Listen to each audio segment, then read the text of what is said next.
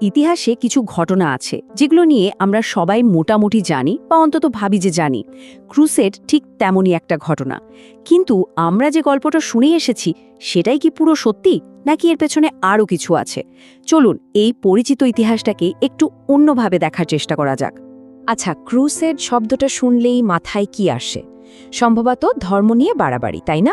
কিংবা হয়তো আগ্রাসনের ছবি। কিন্তু মজার ব্যাপার হলো ঐতিহাসিক সূত্রগুলো যখন ঘেঁটে দেখা যায় তখন বোঝা যায় এই সাদামাটা ছবির আড়ালে আরও অনেক জটিল একটা গল্প লুকিয়ে আছে। তো আমাদের আলোচনার প্রথম পর্বে আমরা দেখব ক্রুসেডের বিতর্কিত ইতিহাস, মানে কেন এই ঘটনাটা নিয়ে এত মতবিরোধ। সাধারণত লোকজন কি ভাবে? সবাই মনে করে ক্রুসেড মানেই হল ধর্মীয় আগ্রাসনের একটা খুব সহজ সরল গল্প। প্রায় বলা হয় এটাই নাকি খ্রিস্ট ধর্মের একটা সহিংস চেহারা, আর এই ঘটনাকে সামনে এনেই ধর্মটার সমালোচনা করা হয়। কিন্তু আসল ঘটনাটা কি আসলেই এতটা একপেশে? ঐতিহাসিক সূত্রগুলো কিন্তু একদম অন্য কথা বলছে। এখানে শুধু ধর্মকে দেখলে চলবে না, এর সাথে রাজনীতি, সমাজনীতি, এমনকি সামরিক কৌশলও এমনভাবে জড়িয়েছিল যে একটাকে ছাড়া অন্যটাকে বোঝার কোনো উপায়ই নেই। এখন আমরা যাব আমাদের দ্বিতীয় পর্বে, ক্রুসেডের আগের বিশ্ব। দেখুন, এই পুরো বিষয়টা ঠিকঠাক বুঝতে হলে আমাদের একটু টাইম ট্রাভেল করে পিছনে যেতে হবে, কারণ প্রেক্ষাপটটা না জানলে কোনো ঐতিহাসিক ঘটনারই আসল মানে বোঝা যায় না।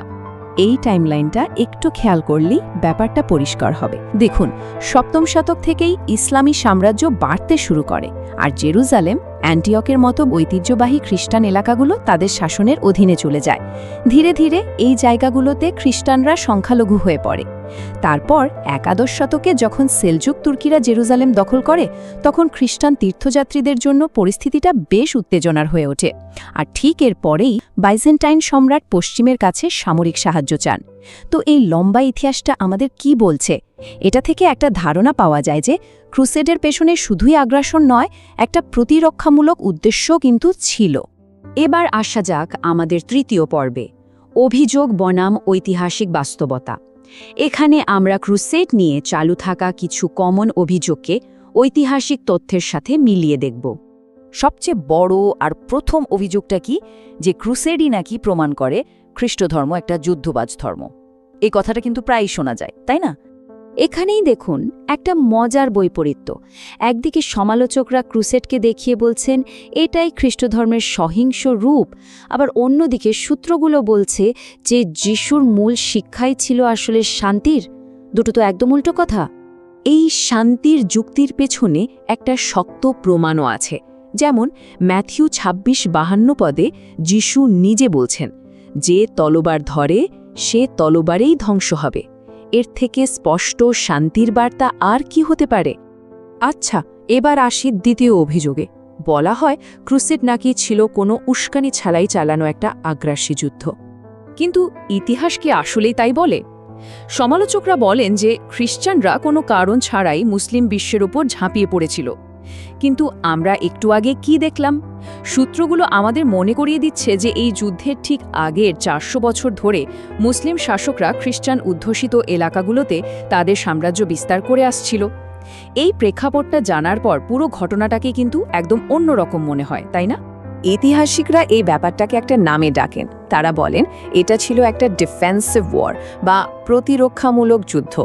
যেমন ধরুন, ইতিহাসবিদ থমাস এফ ম্যাডেন, তার মতো আরও অনেকেই মনে করেন যে ক্রুসেড আসলে ছিল আগেকার বিজয়ের একটা প্রতিক্রিয়া, মানে হারানো খ্রিস্টান এলাকাগুলো পুনরুদ্ধারের একটা চেষ্টা। এই সেকশনের শেষ এবং তৃতীয় অভিযোগটা হলো ক্রুসেডের আসল উদ্দেশ্যই ছিল নাকি মুসলিম আর ইহুদিদের জোর করে খ্রিস্টান বানানো। কিন্তু আসল ঘটনাটা কি?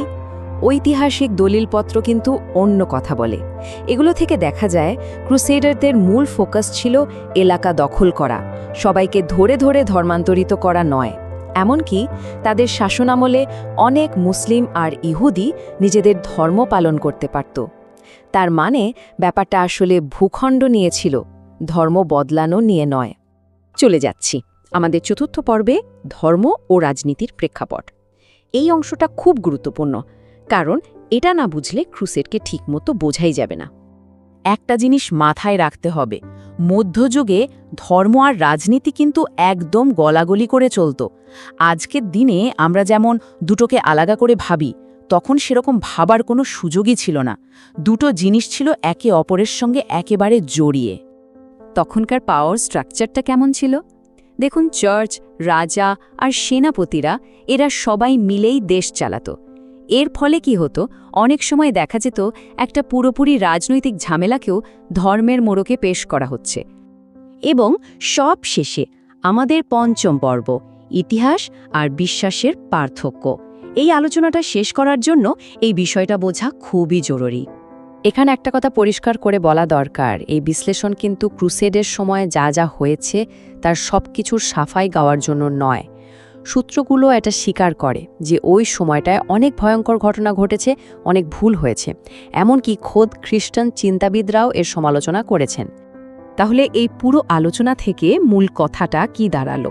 প্রথমত, ক্রুসেড কোনো সাদামাটা ধর্মযুদ্ধ ছিল না, এটা ছিল একটা অনেক জটিল ঐতিহাসিক ঘটনা। দ্বিতীয়ত, এর পেছনে রাজনৈতিক আর প্রতিরক্ষামূলক কারণও খুব বড় ভূমিকা রেখেছিল।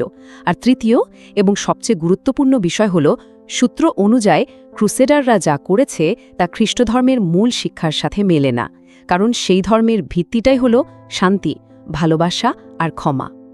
এই আলোচনাটা শেষ করার আগে একটা প্রশ্ন রেখে যেতে চাই। কোনো একটা সময়ের মানুষের করা ভুলগুলো কি কোনো একটা বিশ্বাসের মূল বার্তাকে পুরোপুরি বাতিল করে দিতে পারে?